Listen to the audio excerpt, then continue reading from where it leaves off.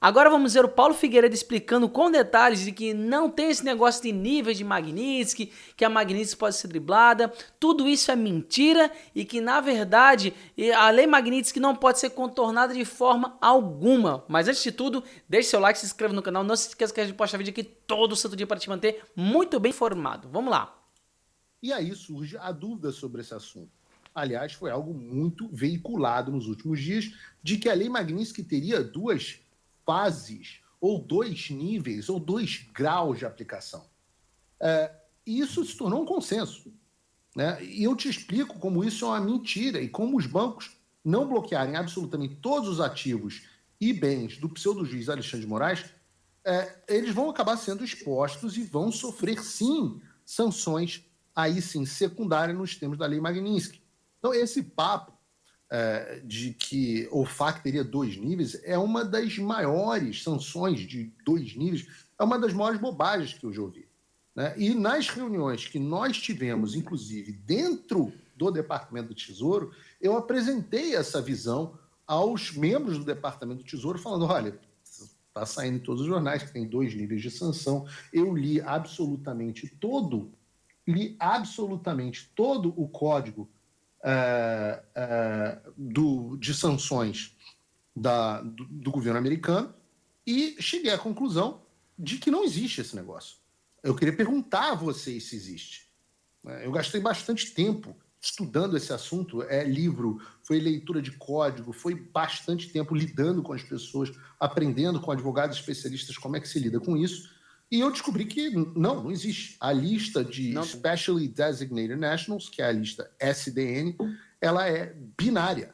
Ou você está na lista SDN, ou você não está. O que significa que qualquer...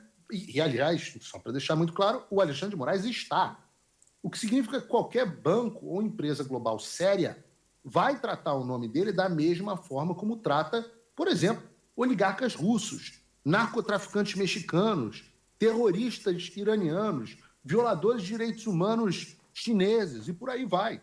Mesma coisa. O que eu acho que poderia estar gerando uma confusão em certas pessoas é a diferença entre as sanções primárias e as sanções secundárias. E é muito fácil você entender, a tia Maricota pode ensinar para você na escola. A sanção primária é aquela que atinge diretamente o indivíduo designado. Exatamente. Então, por exemplo, o Alexandre de Moraes, os bens dele são bloqueados, os cidadãos ou entidades americanas não podem se envolver em nenhum tipo de transação com ele, e é isso, é o caso do Alexandre de Moraes.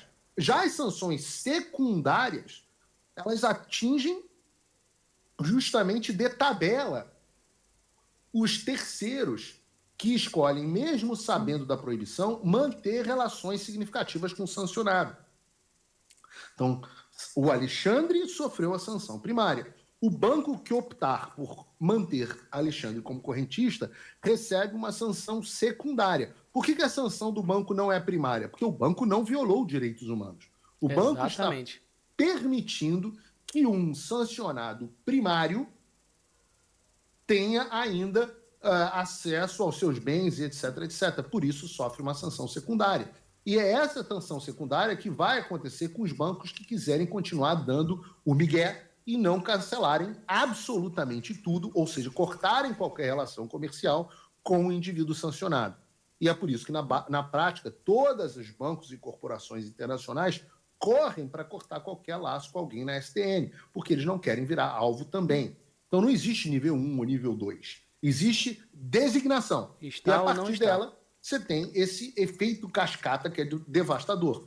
E eu volto a dizer, o Alexandre está na mesma lista que os piores inimigos da segurança internacional. Qualquer tentativa de minimizar isso em camada é uma cortina de fumaça. Os bancos e as outras empresas, não são só bancos, companhias aéreas, etc., que fingem não entender isso, estão sendo irresponsáveis, estão ganhando tempo, mas estão ao mesmo tempo, e isso é importante porque o banco tem um dever fiduciário, o seu banco é aquele que tem o seu dinheiro, ele tem a obrigação de cuidar e zelar do seu dinheiro. Presta atenção, então, ele está sendo irresponsável e arriscando o dinheiro dos seus próprios clientes e correntistas. Eu, por exemplo, se tivesse conta no Itaú, estaria entrando neste momento com uma ação contra o Banco Itaú, justamente por violação do dever fiduciário.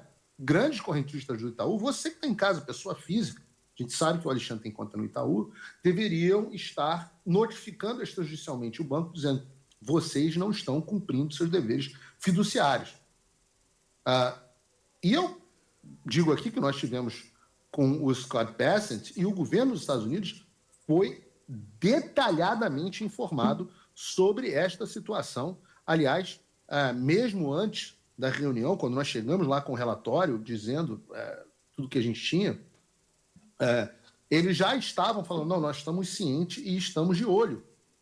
Nós estamos cientes e estamos de olho. Então, na reunião, como noticiou, aliás, o Lauro Jardim, nós entregamos uma série de materiais, dentre eles reportagens da mesma natureza dessa do UOL que eu mostrei a vocês, que relatam explicitamente que há bancos brasileiros que não estão aplicando a Lei Magnitsky. Não só isso, como nós tivemos relatos de pessoas que conversaram com os ministros, de pessoas dos bancos que nos relatavam em condição de anonimato essa situação da não aplicação completa da Lei Magnitsky. E qual foi a resposta do secretário de Tesouro dos Estados Unidos? Ora, a resposta do secretário Bessent foi clara: iremos tomar rápidas providências. Já cumprindo parte desta promessa, o Departamento de Estado ontem se manifestou sobre isso. E eu vou voltar nisso aqui, porque a gente antes tem que falar sobre o restante da pauta. Tá? Porque o que aconteceu nesse caminho? O que fez o Departamento do Tesouro aplicar essa medida? O Departamento de Estado manifestar isso? A decisão de ontem do Flávio Dino. Porque o Flávio Dino decidiu ontem, e é uma coisa muito genial, né? Só pode acontecer isso na cabeça de um comunista doido. Ele decidiu ontem que era possível dar uma canetada da Lei Magnitsky. Como Vejam, isso? ontem o ministro Gordola julgou a DPF 1178 do Instituto Brasileiro de Mineração, IBRAM, que contestava a legalidade de municípios brasileiros ajuizarem ações judiciais no exterior visando indenização por danos causados no Brasil. Essa era uma discussão que não tinha absolutamente nada a ver com sanção ou Lei Magnitsky. Tá? Ele linkou do nada. Absolutamente nada a ver. Nesse caso, alguns municípios de Minas Gerais que foram atingidos pelo rompimento das barragens em Mariana e Brumadinho buscavam ressarcimento em um tribunal estrangeiro, já que as empresas envolvidas também eram estrangeiras. Olha isso. No âmbito dessas ações em tribunais internacionais, em março de 2025, a Justiça do Reino Unido determinou ao IBRAM que desistisse da ação no STF, em que eles pediam a suspensão dos contratos firmados entre escritórios ingleses e municípios brasileiros. Falei sobre isso mais cedo. E aí é que entra a canalice e a imoralidade. Porque o ministro Gordola transformou uma demanda legítima e que poderia vir a beneficiar inúmeras pessoas e cidades afetadas pelo rompimento dessas barragens, ele transformou isso em uma briga pessoal.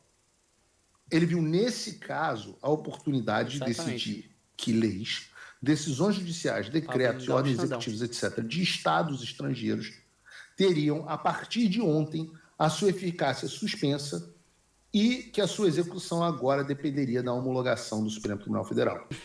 Então, se você é de Minas Gerais e conhece alguém que perdeu a vida nos rompimentos das barragens de Mariana e Brumadinho, alguém perdeu seu sustento, sua casa, sua família, e que quisesse buscar uma indenização por parte de empresas estrangeiras que tinham participação nessas barragens, saiba que hoje, graças ao ministro Gordola, isso não é mais possível.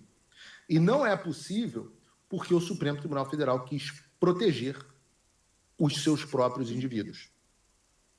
Para deixar muito claro, isso é muito o ministro sério. Gordola está cagando e andando para as pessoas se elas vão receber indenização, etc.